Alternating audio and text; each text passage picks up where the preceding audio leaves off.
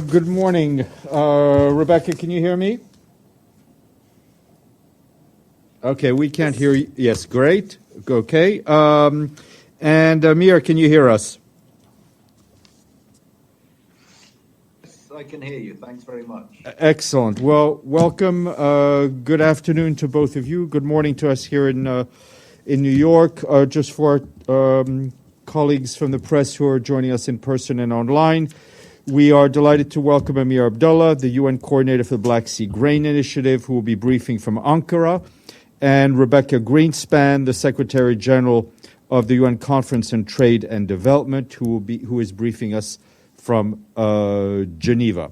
So without further ado, we will go ahead. And I think, Rebecca, you're going to start, and then we'll turn to Amir, if that's correct. Okay, Stefan, thank you. Thank you very much.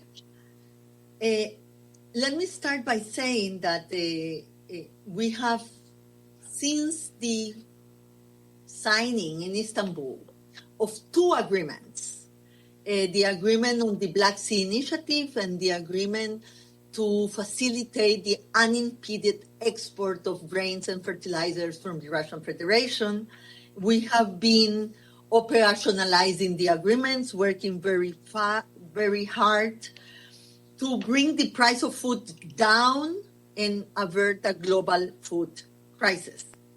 So it is important to understand that there are two main messages that we want to leave with you in terms of our efforts.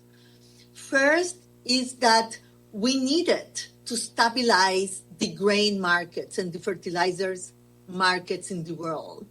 And for that, the agreements were essential to be able to make food affordable for millions of people in the world. We needed price to come down to really combat the price hike in food that many have experienced during this time. So the first thing that happened with the Black Sea Initiative was precisely that. Prices came down significantly. According to FAO, it has been the fifth month in a row that prices have been coming down. So this helps to ease the pain, as we have put it forward in the Global Crisis Response Group, for 1.6 billion people in the world that has been facing with a cost of living crisis, especially because of the increase in food prices. So affordability was the main issue we wanted to tackle. Second, obviously, there was the humanitarian part. The humanitarian part with WFP, where Ukraine is one of the main suppliers to WFP, and also price issues for WFP, because higher prices meant the WFP was able to buy fewer grain. So it was very important to give access to the humanitarian exercise led by WFP, going to the Black Sea, being able to buy grain from Ukraine, and also buy more grain because prices were going down. So to reintegrate food and fertilizers to global markets, lowering global food prices so vulnerable people everywhere could access affordable food was our main objective.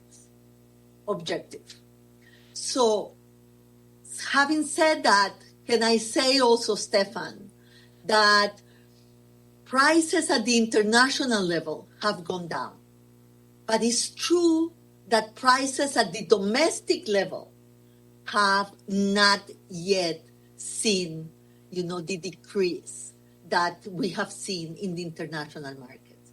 So doing this is not enough. We needed to go also to the trouble that the countries are facing due to the devaluation of their currencies and the hike in the interest rates in the international markets. So the problem for many developing countries is still a problem because domestic prices are not going down enough as we have wished. And so there is much more to be done for the objective that we are pursuing to be reached. But if international prices don't go down, obviously, we cannot bring down domestic prices. So there is much effort still to be done, but it's important to understand what was the main objective that we had in mind when the initiative was launched and when the two agreements were signed in Istanbul. I will stay there, Stefan, for my initial remarks. I know that we will receive a lot of questions from the audience. So perhaps. Yeah. Great. Thank you very much, Rebecca. Amir, please go ahead. Thanks, Stefan. Maybe just to catch up people on where the Black Sea initiative is in to date. There's been a lot of background information already given on when it started, how the Joint Coordination Center has been set up, and how vessels are inspected when empty going in towards Ukraine and inspected full coming out. So I won't go into all those details again because I think most people are quite familiar, but if there are any questions, happy to take that. But rather just to update on where we are today.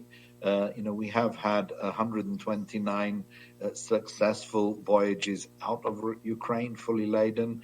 That's taken us up to nearly 3 million tons, over 2.8 million, nearly 2.9. So we're close to hitting the 3 million ton mark. Hopefully we'll do that in the next day or so. And the rate at which we converted, it took us it was over 3 weeks. It was nearly 4 weeks till we got to the first million, but then the second million was about 8 days later, and the third million about the same. We'd really like to see a slight increase on that, so there are some efficiencies that we probably need to try and introduce if we can. But if we hold at those levels, we're more or less in line with what this part of all the agreements had sort of sought and thought. It will be, I think, important, as Rebecca has just said, that there are other channels and other avenues and other points that need to come into play. They're not part of the Black Sea Initiative, but they're part of the overall picture of bringing these two efforts. You could almost say two sides of the same coin, to make sure that both of them achieve what we're hoping to. The interesting thing, Rebecca has mentioned about, the international global prices coming down. There are some issues sometimes in local prices, but what we have seen is with the prices dropping, an interesting phenomenon we've seen in one or two countries is that because of that drop, people who had been hoarding grain and hoping to sell it at a high price are actually now selling it, which is putting more on the market. And hopefully that, Rebecca, will bring some of those local prices down too, notwithstanding the rate of exchange and rate of inflation factors that Rebecca has just spoken to. But so what this is meaning is it's not just the grain coming through the corridor that's increasing availability. Other food now starts to come back into the market where we don't have issues such as hoarding or price watching. And then I think, the what we do need to do, I mentioned, getting this up to where it needs to be. the 129 vessels without incident or without serious incident, keeping those ships moving is sometimes a challenge, but we have done without any kind of serious incident is raising the confidence in the shipping industry and people buying that you can actually send ships through the Black Sea, get them loaded and bring them back. And what we need to do is hopefully we will get more ships into this part of the trade. We will need to make sure that we can keep inspecting them in time. Our inspections have been more or less keeping track and level with the number of vessels that we have going through, because we don't want ships to have to wait an inordinate amount of time, because that'll get a bad news story out. But so far, so good. And, there are, I believe, enough encouraging signs that we will see an uptake. And as we see that uptake, we will need to come up to it, thing. And I think what we all have to recognize is that we are where we are in this part of the initiative because of the collaboration that has existed between all participants. I mean, the 3 member states who signed up to the Black Sea Grain Initiative, what I would say, the collaborative spirit that exists and the effort that we're all putting into this together is why we've got to the numbers that I've just mentioned. And, it is important. And I think, Turkey plays a very special role in that. Along with the UN, we are the parties that are trying to keep this together and keep it moving. So, the initiative initially signed for 120 days. We know that will come around very fast, and getting extended, that is something that will be on our minds. And we've got definitely very positive messages from Turkey that they fully support this to go on, not to stop at the 120 days. And we are hoping that with their influence, with the UN's mediation efforts, that it won't really be a matter for discussion. And we'll certainly put in the effort to get as much as we can through in those 120 days, because it's that result that will keep it going. I'll stop there, Stefan. Thank you. We'll take some questions in the room, and then we'll go. Michelle? Thank you both for the briefing. Michelle Nichols from Reuters. On behalf of the UN Correspondents Association, thanks for the briefing. Ms. Greenspan, I wanted to ask you a few specific questions. Obviously, last week we heard some complaints from Russia about the deal, not getting their food and fertiliser out to the world. And then today, my colleagues are reporting on a specific part of the deal that you appear to have proposed with regard to Russian exports of ammonia. Could you give us some details on that? My colleagues are reporting that this proposed deal would see the ammonia go from Uralchem to Tramo, which would then pay Ukraine to pump and transit it. How close are you to getting this deal? And is this essentially the key hurdle that Russia was complaining about last week, that was kind of casting doubt, I guess, on whether they would even renew the whole deal in 120 days? Thanks. Stefan, we are going one by one? Yes, Rebecca, please go ahead. Okay. So let me first say that ammonia and fertilizers were in the 2 agreements from the beginning. This is not something new. It was in the Black Sea Initiative Agreement. The ammonia was included in the memorandum, and also in the memorandum that was signed for the unimpeded export of food and fertilizers from Russia. So that's the first thing that I think that we have to have in mind. And what I can say is that the UN is pursuing all efforts to allow for a positive outcome on Russian ammonia export to international markets. And that's what we are doing. Specifics about the negotiations, you understand that I cannot give you. Just a quick follow-up. Is that the main Russian complaint at this point about the deal? And how worried are you both that if they can't get this, that Russia will then withdraw from the whole thing?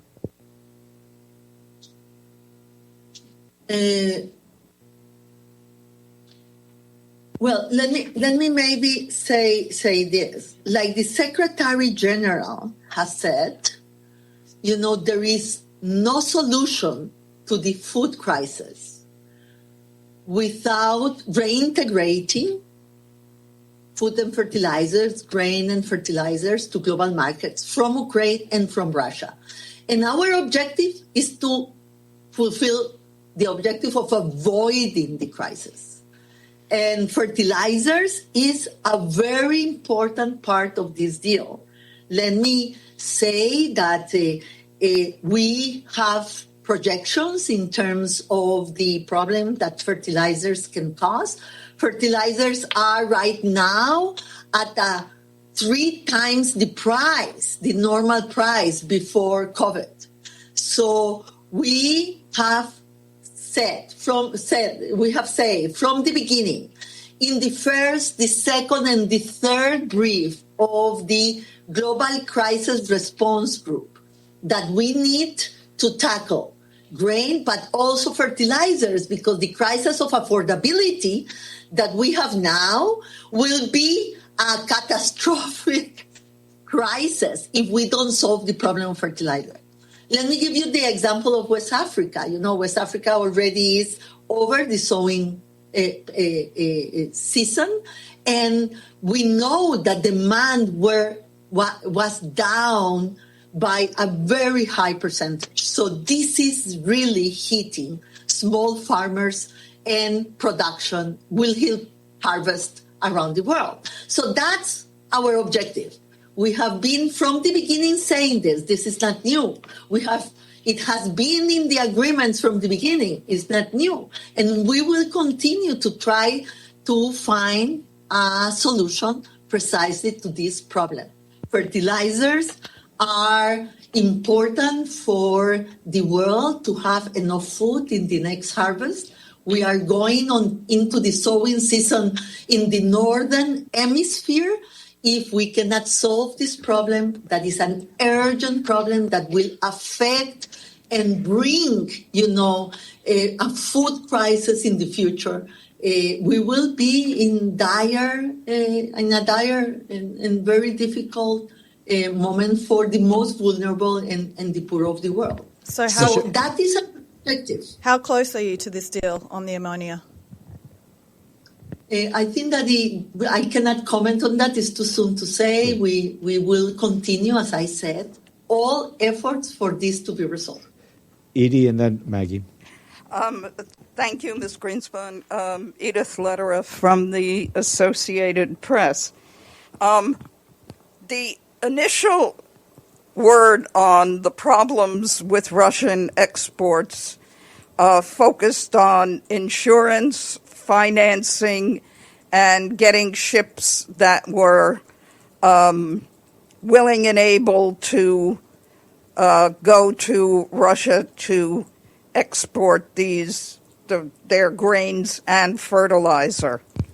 Are those issues still issues that are unresolved or are facing difficulties and sparking the comments from President Putin and the ambassador here about no Russian exports really getting off the ground or in the sea? Okay, let me comment on that. We have made important progress in all these issues, but there are issues still to be resolved in those three: in insurance, in financing, and in shipping, in the shipping industry. We have made progress because clarifications within the sanctions framework have been provided by the US and by the EU. And it has been clarified that food and fertilizers have no sanctions for insurance to be given for the ships carrying food and fertilizers. it has been also clarified that the banks can make transactions when to food and fertilizers are the subject, and also that ships carrying food and fertilizers can get to the ports, especially to the European ports, if carrying food and fertilizers. All those clarifications have been made, and they are very important because they were doubts about several of these of the coverage of the sanctions. Now, to engage again the private sector is not by decree. We have to go, we have to talk, we have to explain, because no doubt, as I said before, the market showed a chilling effect from the private sector. So this is a process that we are working on and that we are focusing on from the beginning, precisely to comply with the terms of the Memorandum of Understanding that was signed in Istanbul. And we will continue doing so. This is not like one stroke will solve all the problems. We will have to see the specifics many times. Many times it's not a general thing. It's specifics that we will have to clarify and to explain for it to happen at the scale that we would like to see for the Black Sea Initiative and the unimpeded export of food and fertilizer from the Russian Federation to be a concrete thing. Also, and Amir, you correct me, but in the Black Sea Initiative, we also want to see this more at scale. It's impressive what has been achieved right now, but, to get to the level that will be necessary to establish as it was before, also we will need bigger ships to come in and the private sector to remain engaged in the activity. So what I can tell you is that progress has been done, but there is still efforts that need to be continued for this to be, to get to the objective that we set to ourselves. And as a follow-up, are President Putin and Ambassador Nebenzia correct that there has been no shipment under this agreement of either food or fertilizer from Russia? I didn't hear that from them, and I didn't interpret that in that sense, because exports have been going out from Russian ports. Were those exports under this program or just other Russian exports? No, we are talking about food and fertilizer exports. Go ahead, Benno. Thank you so much. Two follow-ups, actually, to Edie's question. Can you tell us how much in tons fertilizer and grain was exported from Russia or is exported from Russia right now, and how that number changed in the last weeks since the grain deal was struck? And then the second one, to Michelle's questions, I think you both are dealing with Russian representatives on a daily or weekly basis. What are the signs? How committed are they to the deal still?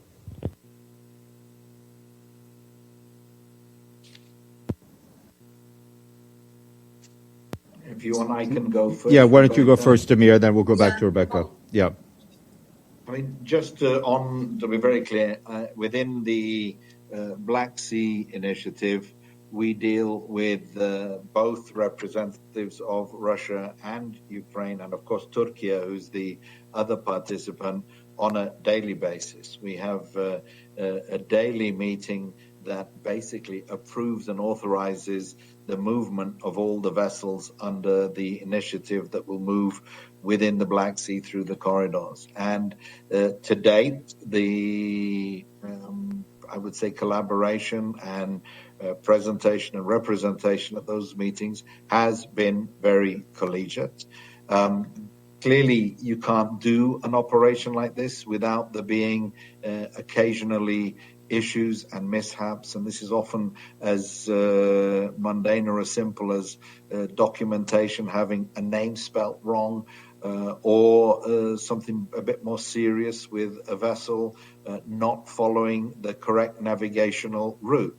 But I mean, even in those most serious of issues, when vessels have gone out of the route or not obeyed the very strict timings that we have had no incidents. The Russian representations bring it to the table. We have a lot of discussion about it. But they are, I would say to date, in my view, the way they have proceeded has been that they're very clearly doing it about the safety and security of the ships.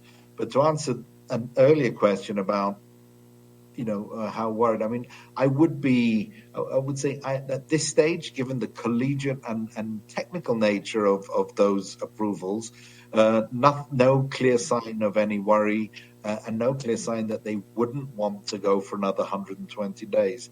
But it is very much the movement through these corridors is one of consensus.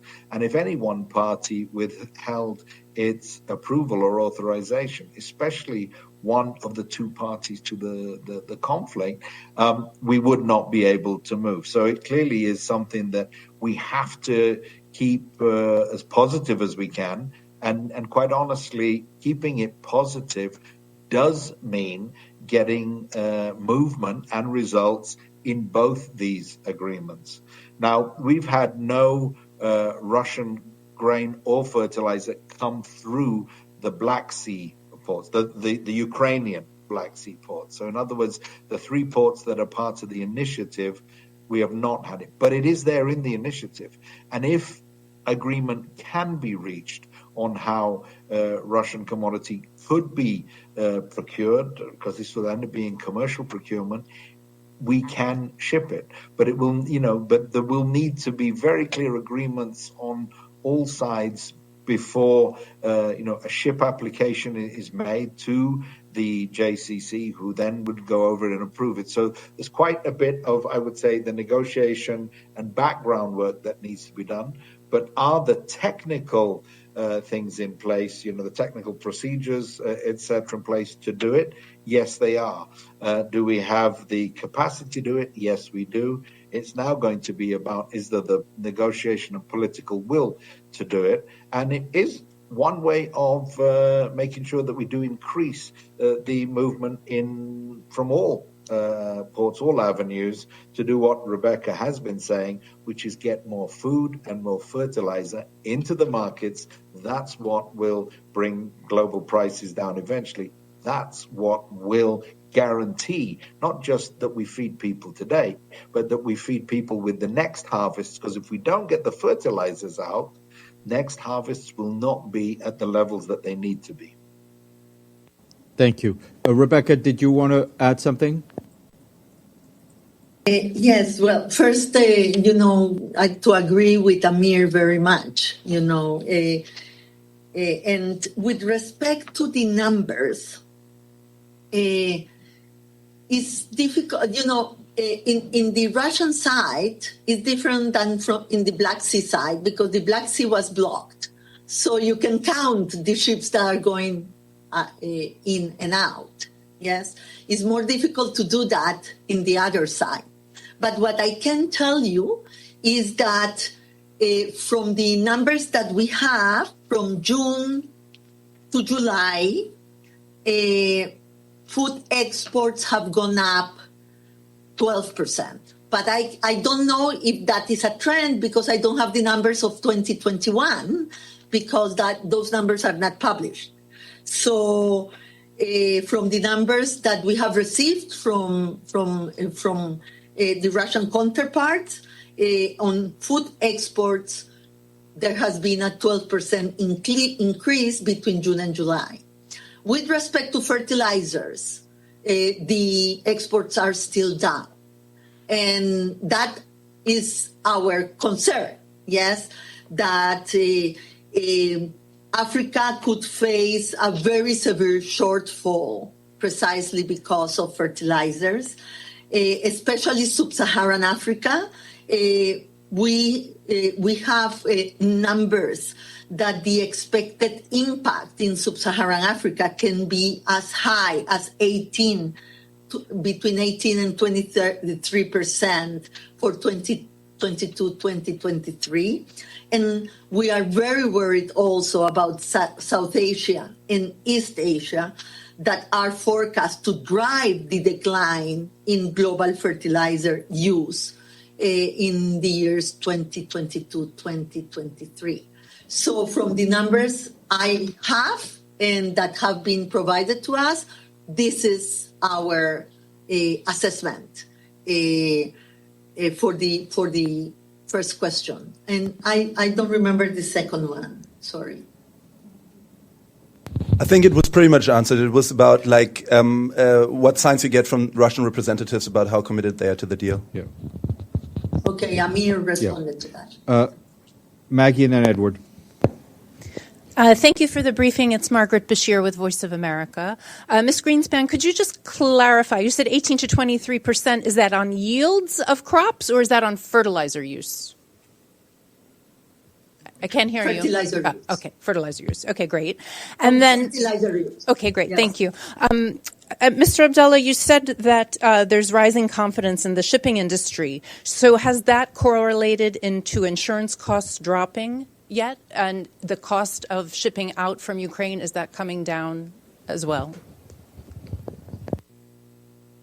I don't have the full and final details on the market, but I can answer the first part, which is definitely with the increased confidence, we have seen the war risk insurance rates drop, because the way the corridor works is there is across the Black Sea, there's a demarcation line which shows the zone of conflict. And once you go north of that line, the ship has to be covered by war risk insurance. And insurance rates were running at like 2 and 3% of the value of the hull of the vessel prior to this agreement being in place, and even at the earlier stages. It now has dropped to, I think it's 0.5% of hull value. And the way that works is it's a 0.5% of hull value fee for a 7-day window, a 7-day period. And the way we have the corridor working is that we get vessels inspected south of the conflict line, the war risk insurance line, let's say, and then they cross the line into the corridor early in the morning following their inspections. And from that point on, you've got 7 days for them to sail up the corridor, which is only like an 8, 9, 10 hour sailing, depending on the speed of the ship. Then as long as it's been coordinated well with Ukrainian port authorities, the vessels normally berth and go alongside and load. And we've actually had ships turn around in 2 or 3 days and sail back out. So you manage them within the 7-day window. And I would say for nearly all vessels that worked on the initiative, nearly all, we've had a few exceptions to that, but nearly all have managed to go through the corridor, load, and come back through the corridor out of the war risk zone within the 7-day period. And that is what brings the cost down, because once enough ship owners and charterers and people working on this know that case, they build that then into either their daily charter rates or their charter party rates or freight rates if they're working on a freight per ton basis, and that is what's dropping it. I think that is, and so we have seen that. I don't have the full data, but I would say that the type of ship that we've seen going through recently, we are seeing, I would say, more modern vessels in I'll be very honest, in better condition. And some of the tankers that have gone through to load the vegetable oils have been extremely modern tankers. So I would say those, to me, point to a growing confidence in the market. I don't have the latest information on the shipping, but I believe if one was to compare if one got the gazetted rates of today and compared them with a month or two ago, I think they would be. I mean, a few months ago, nothing. Well, there was stuff going, but it would have been negligible. So I think you would have seen a drop in the gazetted rate, but I'm afraid I don't have that information. And Ms. Greenspan, do you see the same in Russia? I mean, is insurance, has it been affected on ships and that sort of a thing? Is it affecting there? Yes, insurance it continues to be a problem, and this is this is part of the engagement that we have to continue doing with the private sector. There are constructive. A constructive dialogue that we have sustained in that respect. And it's true that insurance has been between 1.5% and 2% at least, also in Russia. The problem is, and let me say this for both, for taking where Amir left it. The normal insurance rate is less than 0.1%, is 0.05%. We are here in the range of 1.5-2%. So remember that one of the things that we said is that one of the issues that is driving prices prices up, is the logistical part of it. And half of the prices increases is because of logistics, and insurance is part of it. So we still have to continue. It was coming down. It's still difficult because it's still very high for the market, and we have to continue pushing the logistical and transaction costs down to bring prices down even farther. So let me just make that case. Television. Hi, this is Deji Xu with China Central Television. I have some questions for both. First, for Mr. Abdullah, I have a technical question, because we know that some of those contracts now executing in this deal have been existed before the deal has been struck, and has the vessel a complete execution of those contracts?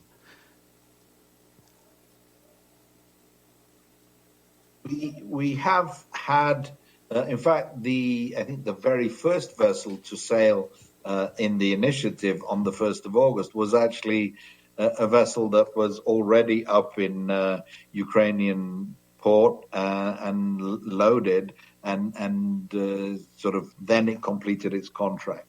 So a lot will depend on specific contracts, but if there are contracts in force, and as long as they are grain or fertilizer and can fall within the commodities that are approved under the initiative, and the vessels are approved to go in, then there should be nothing stopping completion. Latest data: 44% of the vessel of the grain went to the high-income countries. Only 27%, I believe, the number. Yeah, 28% went to the lower income countries. Is that what you expected? And given the fact only 3 vessels out of 129 vessels are for humanitarian grain use, do you think that's enough? Well, on the vessels for humanitarian use, a lot of that is governed by the contribution levels that the World Food Programme have to procure. So far, the 3 vessels that they have had have been what they have procured. I understand that they have quite a few more on the way. So I think there will be more.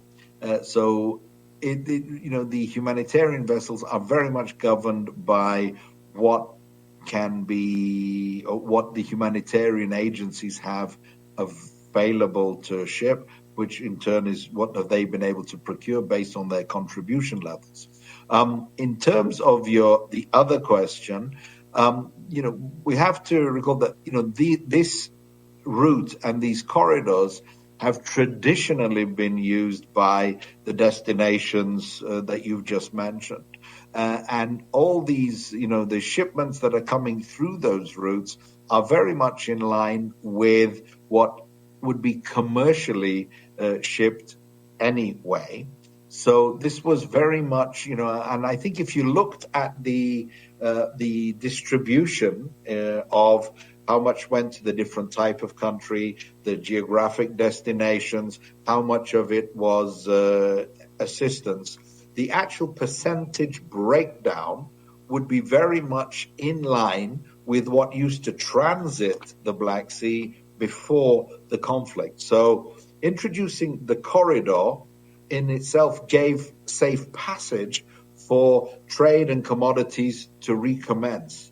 It was not a mechanism to alter the norm of what would come through those corridors. So I think it is very much back in line with what traditionally came down. And also to recall that, what is reported by and the reports and numbers of this, we have a very, very coordinated approach within the JCC, the Joint Coordination Center. We agree all the numbers together. We agree where the nominated destinations are, and that's the first report that's given. But some of these cargoes do go to destinations where they are then transshipped. For example, quite a bit of the commodity that has as an end position Turkey and Turkish ports actually then gets sometimes just reshipped in the same format, and sometimes it is actually processed. So wheat becomes wheat flour and it's shipped to Syria or Egypt or Sudan or Yemen, even commercially. So not everything that comes through here is exactly where the end destination said. Not everything ends up in the state that it was. But the primary objective of the corridor was to ensure that a very important trade route for food and fertilizer was reopened. And I think that we have achieved. But we don't necessarily yet believe that we have enough going through. And so that is something that we will work on, but it's going to require added confidence in the markets, resolving what can come out of Russia, and for humanitarian assistance, for humanitarian contributions to be increased so that humanitarian agencies can actually put the supply down the corridor. Now, Ms. Greenspan, just one quick question. We know that UNCTAD had a help desk to facilitate the companies and insurance companies. I know it's difficult for you to get data on the exportation, but can you tell us approximately how many companies or insurance companies has the UNCTAD been in touch with on this issue, and how this help desk works? Thank you. No, I don't have that information. If I had it, I will give it to you. But we have talking to many actors and associations of actors, yes, to resolve these issues. So to count companies is not what we have been doing, yes? And the help desk is to resolve the specific issues that are put in front of us, but not by specific companies, but by the sectors that are being, affected by this. So I'm sorry, I don't have the information, so I cannot give it to you. But let me go back to what Amir was saying, because I think that is so important. This was an enormous global challenge, and we wanted to calm markets in food and fertilizers. And we wanted to strengthen confidence in the private sector to take this at scale, to reintegrate the food and fertilizer from Ukraine and Russia to the markets, and to avoid the overcompliance that was coming from the private sector, precisely because overcompliance with respect to the sanctions. And so that has worked, and we have proven the concept, and that can really calm the markets, bring prices down. There is more efforts to be done in this respect. But, the concept is functioning, and I think that the numbers that Amir has given, are very, very telling. So we wanted to face the present humanitarian crisis, and that's what WFP and the humanitarian agencies are trying to do. But at the same time, we wanted to avoid a larger and deeper humanitarian crisis. That is what we all are working for. So when people try to say, there are only 3 humanitarian ships from WFP, we hope there will be more, because the humanitarian crisis is there. There is already people that need that help. But the other part of the deal is to restore trade at the scale necessary to avoid a future humanitarian and larger and deeper humanitarian crisis. And so the trade system has to be restored in that sense.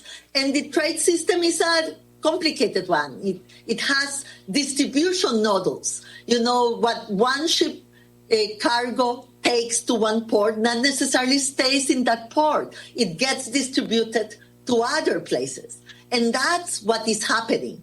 And it's very important what Amir said, that we are seeing more or less the same pattern we saw before the war, yes, in terms of the ships and the contracts. And my last point is to stress something that the Secretary General has said.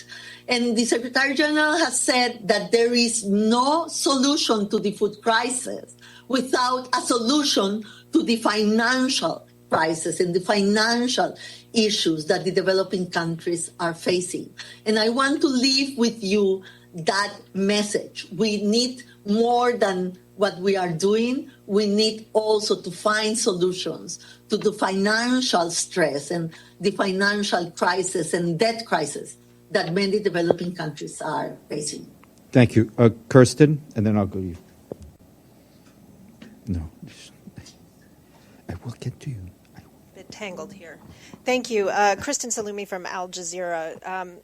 I did want to ask about, you did clarify a bit about rising food prices, but I'm wondering, have any countries seen any relief as a result of these measures? You said that internationally commodity prices had come down, but domestically not so much.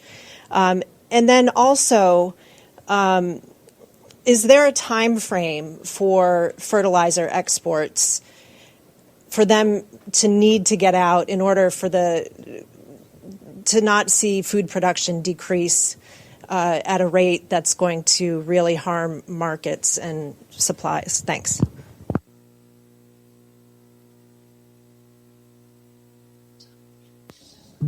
Yeah, but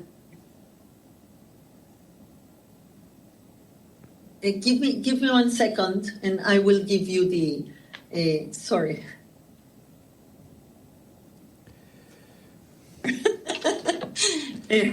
Yes, there are different sowing seasons, but if fertilizers have to be purchased in advance to the sowing season, yes, so you can plan how much you are going to plant, and so.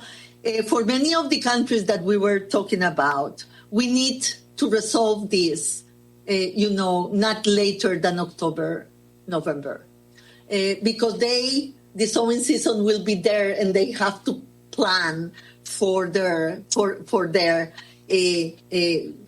what are they going to plant and what they are going to do. The sowing season in the northern hemisphere is coming, and there you have countries as important as Bangladesh that will have to take those decisions. But if you allow me, Stefan, I would be able to share with you a chart that we did precisely with this information, where you will find all the information in terms of the sowing season and the challenges in terms of supplies of fertilizers. And also in the brief number 2, that we launch on the 8th of June of 2022, you will find that information. So, it's different for different parts of the world, so it's difficult for me to cluster it in one very simple answer. But for many of the coming sowing seasons, I think that October, November will be very critical. Hello, my name is Veronica. I'm from the New Voice of Ukraine, a Ukrainian media website. I want to ask you about the stolen Ukrainian grain. So our authorities reported about 500,000 tons of Ukrainian grain, at least, stolen by Russia and taken from occupied territories of Ukraine through Berdyansk and Kherson to Sevastopol, and then exported to other countries as Russian grain. Some of the stolen Ukrainian grain was taken to Turkish ports. I want to ask, how is it being controlled by the UN Commission, whether there's any supervision on Russian grain that is coming and going, and how do you understand that the grains coming from Russia via this initiative was not stolen from Ukraine? Thank you. Amir, I don't know if you have an answer to that, or...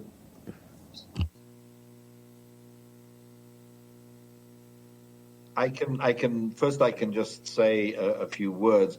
I mean, first of all, we've had through the Black Sea corridor under the initiative from the 3 Ukrainian ports, we've had no grain that has been declared as Russia. All the vessels that have loaded have been cleared by Ukrainian port authorities. So that means and they've controlled the exports. So that is let's say that's one side of this, to say what we are monitoring and have oversight on.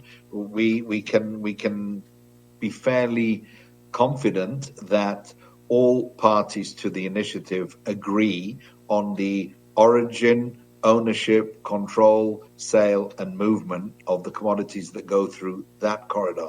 Because all 4 parties, the UN, that's where the UN can have its oversight, the UN and Turkey as let's say the control and mediation, and then you have Ukraine and Russia both authorizing and so forth. So through the corridors where we have this monitoring capacity, the UN can be pretty confident on the ownership, sale, etc. that I've just mentioned. Through other ports that are not part of the initiative, where we don't have this type of monitoring or control, it would be very difficult for us to comment one way or the other. Over. Thank you. Alan, RIA Novosti.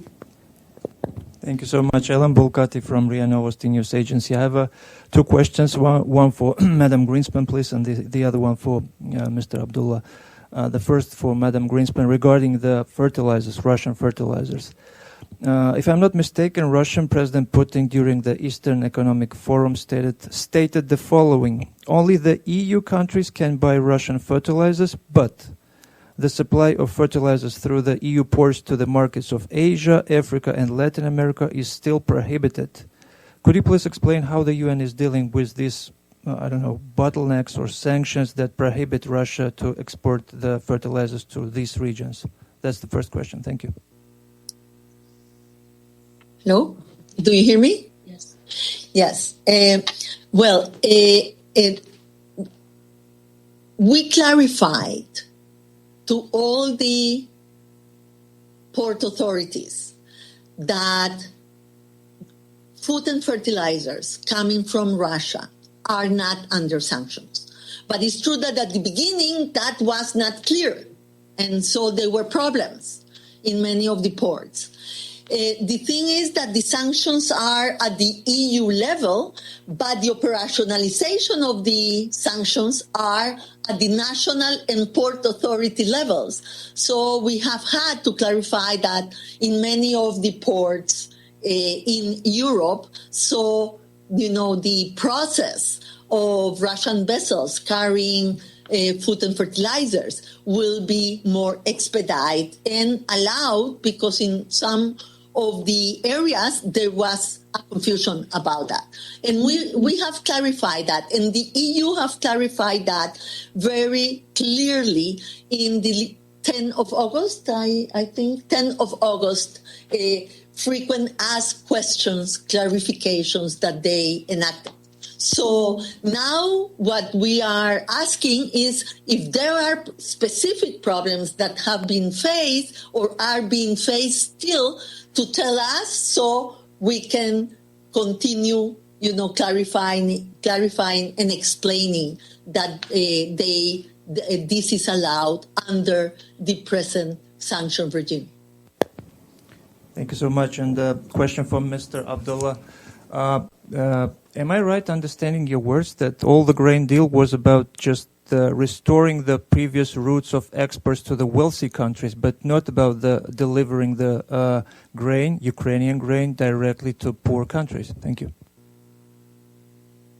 No. What I said was about restoring the trade routes.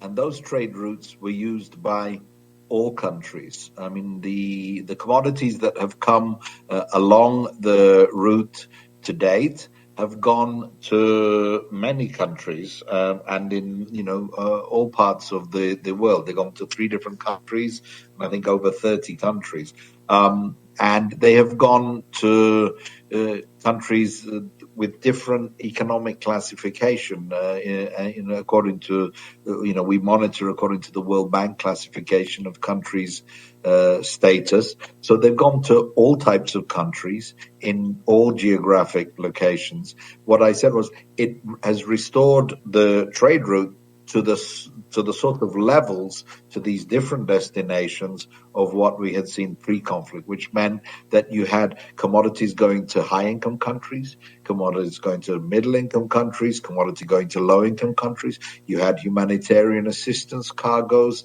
and you had different types, whether it was whole grains, or whether it was whole seeds for oil, or whether it was processed oil for we have liquid oil going out in tankers. So there are a myriad of different types of commodities, all food or fertilizer. And I said we haven't seen fertilizer yet. We're still hoping.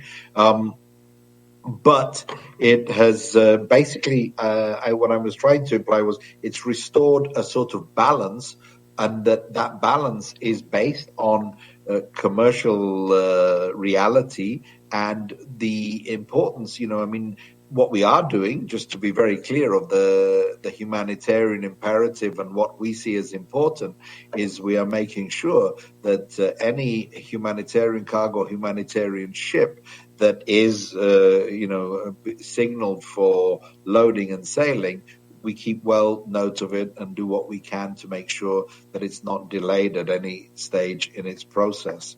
But it really was a restoring of the order that was there before. Over. Thank you. I'm sorry. I've been told both Rebecca and Amir have been called into a meeting with the Secretary General, so we have to close it here. We hope to have you back soon, and thank you for your time. Thank you.